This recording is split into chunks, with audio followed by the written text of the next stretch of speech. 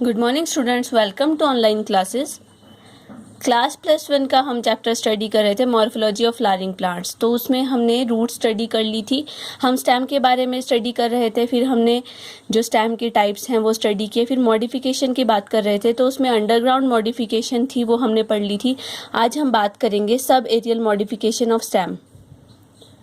अब इसमें क्या है, जो प्रोस्ट्रेट वीक स्टेम होती हैं वो किन की होती है? जो क्रीपर्स होते हैं, जो स्टेम होते हैं जो दूसरी की सपोर्ट लेकर ग्रो करते हैं, उनके ऊपर उन्हें बोलते हैं क्रीपर्स। या फिर जो एक तरह से रेंगने वाले जो स्टेम्स होते हैं वो इसके अंदर हम कंसिडर करते हैं। तो ये इसमें डिफरेंट टाइप्स हैं, जैसे रनर है, सकर, स्टोलन, ऑफसेट, ट्रेलर।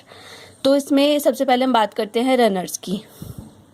जो रनर्स हैं they grow horizontally above the soil. ठीक है, ये सॉइल से ऊपर हॉरिजॉन्टली ग्रो करते हैं और इनकी नोड्स में स्केल लीव्स होती हैं और वहीं से नीचे की तरफ एडवेंटिशियस रूट्स अराइज होती हैं। तो इस तरह का जो स्टेम होता है जो क्रीपिंग टाइप की मूवमेंट शो करता है, हॉरिजॉन्टली सॉइल के ऊपर रन करता है और इसकी जो नोड्स हैं उसके ऊपर स्केली लीव्स होती हैं और एडवेंटिशियस रूट्स होती हैं जो कि इसे एक तरह से सपोर्ट प्रोवाइड करती हैं, और वो जो एडवेंटिशियस रूट्स होती हैं वो सॉइल के अंदर एम्बेडेड हो जाती हैं। तो इस तरह के जो रनर्स होते हैं उसमें एग्जांपल हैं साइनोडॉन, डेक्टालोन, जो दूब ग्रास होती है, ऑक्सैलिस होता है। ठीक है, ये सारे कैसे हैं? रनर्स हैं। इसमें आप देख सकते हैं कि जो रनर्स होते हैं ये हॉरिजॉन्टली ऐसे सॉइल की सरफेस के ऊपर ग्रो करते हैं और इसके यहाँ पर नोड से ही ऊपर की तरफ को इसमें जो एरियल स्टेम है वो राइज हो जाता है और इसमें से जो लीव्स हैं वो राइज होती हैं। ठीक है, और नीचे की तरफ adventitious fibrous adventitious roots rise होती हैं और यहाँ पर स्केली लीव्स प्रेजेंट होती हैं। इसी तरह से जो ऑक्सैलिस है, ऑक्सैलिस आपने देखा होगा नॉर्मली मिलता है और इसकी जो लीव्स होती हैं वो खट्टी होती है खाने के लिए, तो कुछ बच्चे इसको खाते भी हैं। तो इसमें भी इसी तरह से एक ही पॉइंट से नोड से ही ऊपर की तरफ को लीव्स अराइज होती हैं। ठीक है, और ये भी क्रीपिंग टाइप का होता है, ऐसे रन करता है, इसलिए इनको बोलते हैं रनर्स, और नीचे की तरफ एडवेंटिशियस रूट्स निकलती हैं। इसके बाद आते हैं सकर्स। सकर्स में भी क्या है, जो स्टेम है इसका मॉडिफाइड स्टेम है वो हॉरिजॉन्टली ही ग्रो करता है लेकिन वो सॉइल के नीचे की तरफ ग्रो करता है। इसमें भी एडवेंटिशियस रूट्स अराइज होती है नोड से और branches come above the soil and produce green leaves to form aerial shoots. इसमें भी क्या होता है, स्टेम हॉरिजॉन्टली मूव करता है सॉइल सरफेस के नीचे, वहाँ से एडवेंटिशियस रूट्स निकल जाती हैं और ऊपर की तरफ को ये जो स्टेम है, जो एरियल स्टेम है वो ग्रो करता है, एरियल शूट ग्रो करती है और सरफेस से, सॉइल सरफेस से ऊपर यहाँ पर लीव्स अराइज हो जाती हैं। तो इसमें जो स्टेम है वो सॉइल सरफेस से नीचे की तरफ ग्रो करता है और इसमें बर्ड्स भी होती हैं जहाँ से जो नई शूट है वो राइज हो सकती है। तो इस तरह से जो प्लांट्स हैं उसमें एग्जाम्पल हैं, यहाँ से आप ट्रिक की फॉर्म में इसको याद कर सकते हैं। जैसे सकर्स हैं, सकर्स में सी आता है, सी फॉर क्रिसैंथेमम। ठीक है, और इसमें एम आया तो एम फॉर मिंट या मेंथा। तो जो पुदीना देखते हैं तो पुदीना के अंदर पुदीना क्या है, एक सकर है, modified aerial modification of stem है, उसके अंदर देखने को मिलती है। फिर इसके बाद आता है स्टोलन। स्टोलन में क्या है, in this lower branch grow in air and arch to ground and its terminal bud give rise to new shoot.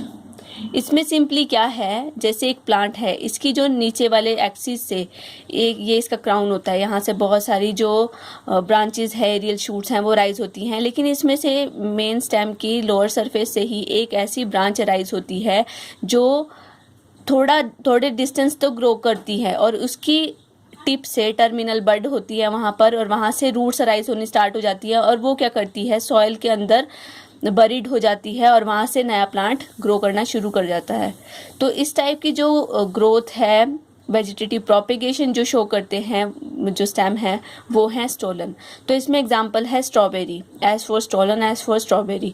तो इसमें फ्रेजेरिया है, जैस्मिनम है, उसके अंदर भी क्या होता है, जो सिंपली जो प्लांट ग्रो करता है वहाँ से एक स्टेम, एक ब्रांच ऐसी अराइज होती है जो कुछ एक डिस्टेंस तक ग्रो करती है और वही सॉइल के अंदर एम्बेडेड हो जाती है और वहाँ से नया प्लांट राइज होना स्टार्ट कर देता है और वहाँ से ही रूट्स निकलनी शुरू हो जाती हैं और एरियल शूट निकलनी स्टार्ट हो जाएंगी और वहाँ से जो मेन हमारी लीव्स हैं वो अराइज हो जाती हैं। फिर आता है ऑफसेट। ऑफसेट भी कैसा है? Offset is shorter and thicker. It is usually found in aquatic plants. जो एक्वेटिक प्लांट्स हैं उनके अंदर ऑफसेट देखने को मिलता है, जैसे कि इसमें एग्जांपल्स हैं आइशोर्निया, वाटर हाइसिंथ इसको बोलते हैं, पिस्टिया है। इसके अंदर क्या होता है, जो नोड्स होते हैं, नोड्स से बहुत सारी लीव्स अराइज होती हैं और जो स्टेम है वो वाटर सरफेस से नीचे ही ग्रो करता है और लीव्स ऊपर की तरफ अराइज हो जाती हैं और वहीं से जो नोड्स हैं, नोड्स से एडवेंटिशियस रूट्स निकलनी शुरू हो जाती हैं। तो जिस तरह से यहाँ पे आप देख सकते हैं पिस्टिया के अंदर, ये पानी के अंदर है, यहीं से एक नोड से ही यहाँ पे बहुत सारी लीव्स एक नोड से अराइज हो जाती हैं, नीचे की तरफ एडवेंटिशियस रूट्स निकल जाएंगी और यही आगे की तरफ ग्रो करता है। फिर आगे कोई पॉइंट आएगा, उसे नोड बोलेंगे इसका, और उसी नोड से बहुत सारी लीव्स अराइज हो जाएंगी और नीचे की तरफ एडवेंटिशियस रूट्स अराइज हो जाएंगी। इसी तरह से आइशोर्निया है, आइशोर्निया के अंदर भी इसी तरह से ग्रोथ देखने को मिलती है। तो इस तरह की जो ग्रोथ होती है उसे बोलते हैं ऑफसेट। इसके बाद आते हैं क्लाइंबिंग स्टेम्स। क्लाइंबिंग स्टेम्स में जैसे ट्विनर्स हैं, क्लाइंबिंग स्टेम्स कैसे हैं, जो कि किसी सपोर्ट को लेकर क्लाइंब करते हैं किसी और सरफेस के ऊपर। तो इसमें ट्विनर्स हैं। ट्विनर्स में क्या है, जो स्टेम होता है वो फ्लेक्सिबल होता है और उसमें जो आप देख सकते हैं कि उसमें कॉइलिंग बनी होती है, कॉइल्ड होता है वो स्ट्रक्चर, और वो इस तरह से ग्रो करता है कि वो किसी भी सपोर्ट के चारों तरफ को ग्रो करना स्टार्ट कर देता है। ठीक है, तो इस तरह की जो ग्रोथ है वो ट्विनर्स के अंदर देखने को मिलती है, जिसमें वो कॉइल्ड स्ट्रक्चर फॉर्म करता है और उसी डायरेक्शन में ग्रो करता है, स्पाइरली ग्रो करता है किसी भी सपोर्ट के चारों तरफ। तो जैसे डॉलिकोस लबलब है, सेम इसको बोलते हैं, सेम फली खाते हैं, तो उसके अंदर भी इस तरह की ग्रोथ देखने को मिलती है। फिर है लियानाज। जो लियानाज होते हैं वो एक तरह से वुडी क्लाइंबर्स होते हैं। इसमें ट्विनर्स कैसा है, वुडी है, ठीक है, लेकिन इसमें जो स्टेम होता है वो यंग होता है, सेंसिटिव होता है, फ्लेक्सिबल होता है। वो भी सपोर्ट के चारों तरफ कॉइल्ड स्ट्रक्चर फॉर्म करके कॉइल्ड ग्रोथ करते हुए ऊपर की तरफ ग्रो करता है और बाद में जो ये स्ट्रक्चर्स हैं वो बाद में वुडी हो जाते हैं।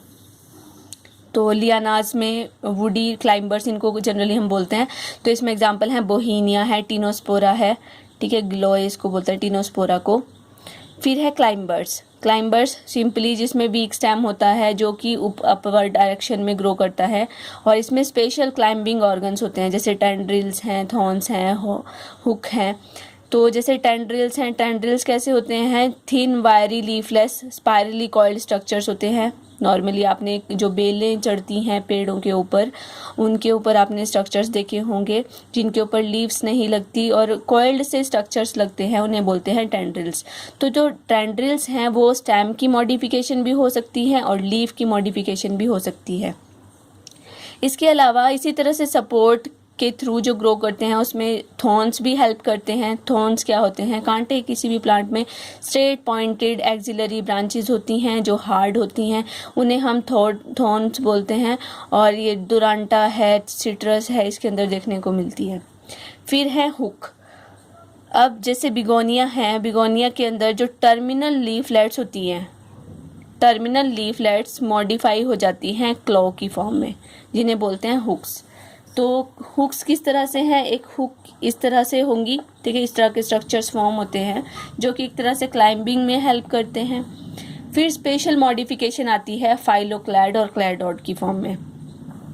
जो फाइलोक्लैड है, फाइलोक्लैड में जो स्टेम है ये मॉडिफाई हो जाता है लीफ की फॉर्म में, लीफ लाइक स्ट्रक्चर्स की फॉर्म में मॉडिफाई हो जाता है।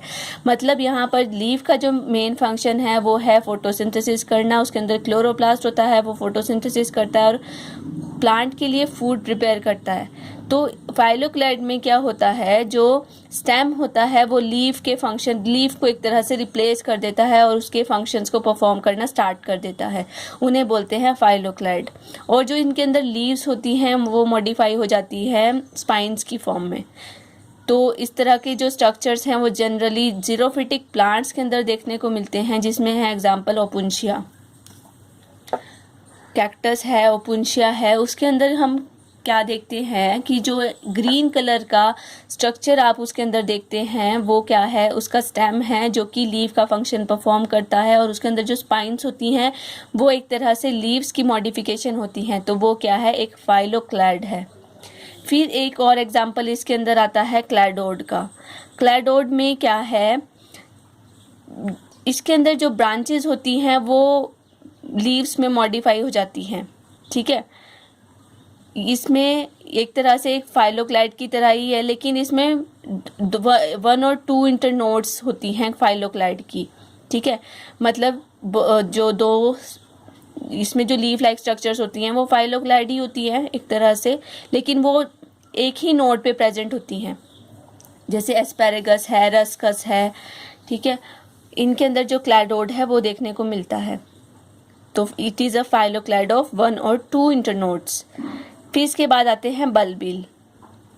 बल्बिल में क्या है, इसमें वेजिटेटिव और फ्लोरल बर्ड्स मॉडिफाई हो जाती हैं, जैसे एग्जांपल है डायोस्कोरिया।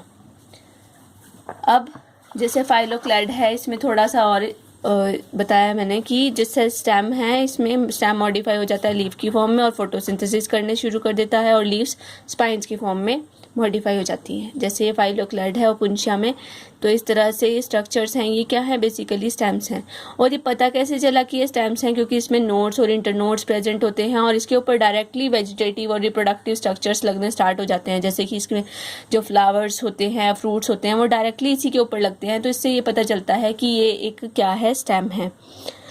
और इसके अंदर जो लीव्स हैं, लीव्स में ये लीव्स कैसी हैं, इसमें स्पाइंड हैं। और ऐसा क्यों हुआ है, क्योंकि एक तरह से ये अडेप्टेशन है इनकी जीरोफिटिक प्लांट्स के अंदर। ट्रांसपीरेशन को अवॉइड करने के लिए जो लीव्स हैं वो मॉडिफाई हो जाती हैं, जो मेन स्ट्रक्चर हैं आपके स्पाइंस की फॉर्म में, और स्पाइंस की फॉर्म में हो गई तो इससे ट्रांसपीरेशन कम होगी। और एक तरह से जो ये स्ट्रक्चर्स हैं ये स्टोरेज का काम भी करता है और फोटोसिंथेसिस का काम भी करता है। और ये जो क्लैडोड है एस्पैरेगस का, इसमें भी एक मेन स्टेम है। मेन स्टेम में स्केली लीव्स भी इसके बेस पे प्रेजेंट होती हैं, और ये क्या है, एक तरह से मॉडिफाइड ब्रांचेस होती हैं जो लीव्स की फॉर्म में चेंज हो जाती हैं। ये भी ग्रीन हो जाती हैं और ग्रीन कलर की स्ट्रक्चर्स होती हैं और क्या करती हैं, फोटोसिंथेसिस परफॉर्म करती हैं। तो क्या है, इसमें फाइलोक्लैड है 1 और 2 इंटरनोड्स के की जगह पे ये कंप्रेस्ड हो चुके हैं फाइलोक्लैड। तो इस तरह की मॉडिफिकेशन है क्लैडोड की। फिर हम बात करते हैं फंक्शंस ऑफ स्टेम। अब मेन फंक्शन क्या है स्टेम का, ये सारी क्या थी, मॉडिफिकेशन थी स्टेम की। इसमें जनरली आपके पास एग्जांपल्स पूछे जाते हैं या नोट की फॉर्म में लिखने को आ जाता है कि लियानास क्या होते हैं, फाइलोक्लैड क्या होते हैं, what is the difference between phylloclade and cladode, तो वो आ जाते हैं। और कई बार मॉडिफिकेशन भी पूछ लेते हैं कि what are the modification of underground stem, explain with the help of examples and diagrams. तो वो आप इसको अच्छे से कर लें इस चैप्टर को। बाकी कंपटीशन पॉइंट ऑफ व्यू से भी ये चैप्टर बहुत इंपॉर्टेंट है, क्योंकि उसमें डायरेक्टली एग्जांपल्स पूछे जाते हैं। मैंने आपको ट्रिक्स भी बताई हैं छोटी छोटी कि किस तरह से आप एग्जांपल्स को याद कर सकते हैं। फिर है इसमें फंक्शंस क्या हैं स्टेम्स के। तो एक तरह से जो स्टेम है वो क्या करता है, लीव्स, फ्लावर्स और फ्रूट्स को होल्ड करके रखता है, उनको सपोर्ट प्रोवाइड करता है। लीव्स और स्टेम के ऊपर लीव्स इस तरह से अरेंज्ड होती हैं कि ताकि वो अपने फंक्शन को एफिशिएंटली कर सके। अब जो स्टेम है उसमें जो नॉर्मल कंडीशंस में प्लांट्स ग्रो करते हैं, नॉर्मल क्लाइमेटिक कंडीशंस में प्लांट्स ग्रो करते हैं, उनमें जो लीव्स होती हैं वो ज़्यादा एक्सपोज्ड होती हैं ताकि वो ज़्यादा से ज़्यादा सनलाइट को अप्रोच कर सकें और फोटोसिंथेसिस को परफॉर्म कर सकें। और जो जीरोफिटिक कंडीशंस में प्लांट्स होते हैं उनकी स्टेम्स अलग तरह से, स्टेम्स के ऊपर लीव्स अलग तरह से ग्रो करती हैं। मतलब जो स्टेम्स हैं उसके ऊपर जो लीव्स की अरेंजमेंट इस तरह से होती है ताकि वो मैक्सिमम जो प्रोडक्ट है वो प्रोड्यूस कर सके फोटोसिंथेसिस से। इसी तरह से जो स्टेम्स होते हैं वो क्या काम करते हैं, स्टेम का काम होता है मेन कंडक्शन करना वाटर और मिनरल्स के साथ ही ये कंडक्ट करते हैं फ्रूट जो फूड को, जो कि लीव्स के अंदर फूड बनता है उसको भी ये कंडक्ट करने का काम करता है। स्टेम क्या करता है, फ्लावर्स को फ्रूट्स को इस तरह से बियर करता है ताकि पॉलिनेशन और फर्टिलाइजेशन की प्रोसेस को भी इजीली किया जा सके। इसके अलावा कुछ एक सेकेंडरी और एक्सेसरी फंक्शंस हैं जो कि स्टेम परफॉर्म करता है। उसमें है सबसे पहला पेरिनेशन।